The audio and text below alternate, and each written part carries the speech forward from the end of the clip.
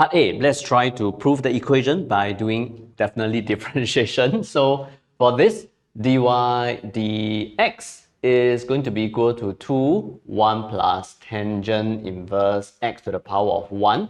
Applying chain rule, differentiating this again, we will have a 1 over 1 plus x squared. And according to what we are supposed to be proving, I think it is going to be a better direction if we were to multiply this across to the other side so that we can have a 1 plus x squared together with a dy dx. So let's do this.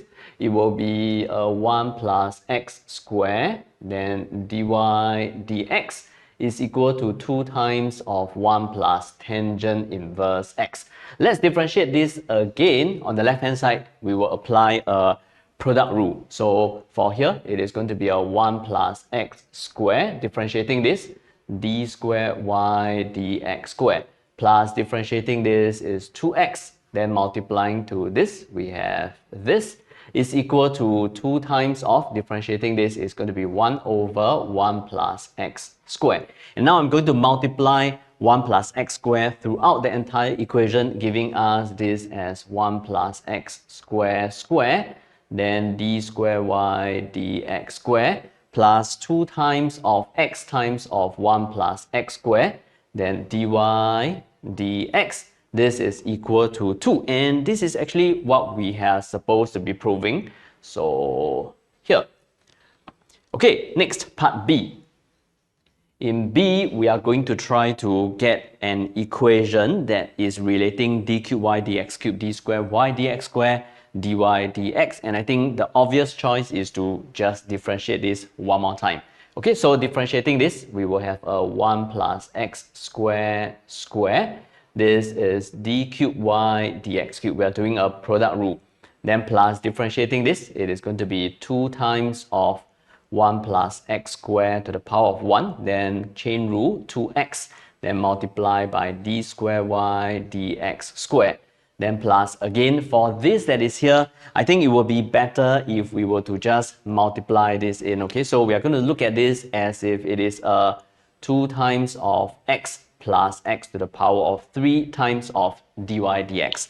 So now again applying the product rule, getting this as a term by itself, so it's going to be 2 times of x plus x to the power of 3. Differentiating this, it is d squared y dx squared.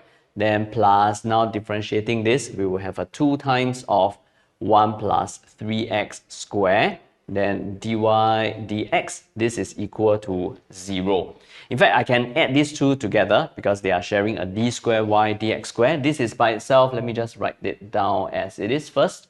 So we have this d cubed y dx cubed. And adding these two together, we will be getting a 6x of 1 plus x squared. Then d squared y dx squared, this is just as it is. I don't think I can do much about it. So let me just rewrite it. We will have this is equal to 0. Okay, so this is going to be for part B. It is the equation that the question wants. And with this, let's move on to part C. For part C, we're now going to be generating the Maclaurin's series all the way up to the x to the power of 3 term, which means that we will make use of y dy dx, d squared y dx squared, and d cubed y dx cubed. We need to first find out what are their values when x is equal to 0. So when x is equal to 0, y is going to be equal to 1 plus tangent inverse of 0, which is 0. So it will be 1 squared. Y is going to be equal to 1. As for dy dx, dy dx will be 2 times of 1 plus tangent inverse 0. This is going to be 0 divided by 1 plus x squared. It will be 1 plus 0 squared. So it is going to be this. So dy dx is going to be equal to, here is 2.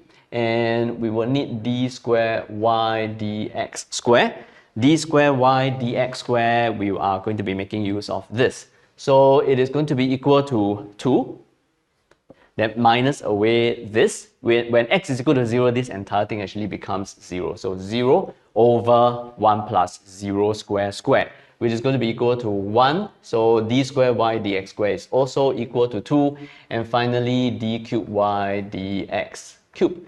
And for d cubed y dx cubed, we're going to shift this over to the other side. This is actually going to become 0. So, okay, I can still write that. So it will be 0. Moving this across to the other side, it is going to be minus 2 times of 1, because this is going to be 0, times dy dx. dy dx is 2. So here is 2 divided by 1 plus 0 squared, which is 1. So this is negative 4, which means that y, according to the Maclaurin's series formula that we have in our formula sheet, this is going to be 1, then plus 2 times of x, plus 2 over 2 factorial of x squared, plus minus 4 over 3 factorial of x to the power of 3. It is an infinite series, so plus dot dot dot. So my final answer here is going to be equal to 1 plus 2x plus x squared minus 2 over 3x to the power of 3 and all the way until infinity. The last part, part D, let me write it here. So for part D, we are supposed to deduce the equation of the normal to the curve. The curve is actually this, okay? So we are supposed to deduce the equation of the normal of the curve when x is equal to 0. So in order for us to come up with the equation of a line, we need a point that is on the line. So when x is equal to 0, in fact, we know y is going to be equal to 1. And we need the gradient of the line.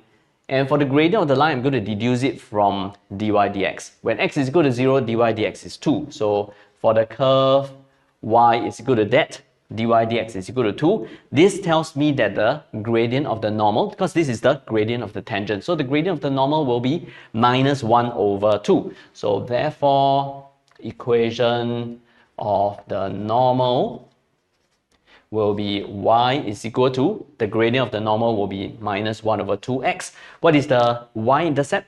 When x is equal to 0, y is equal to 1. So the y-intercept is just 1.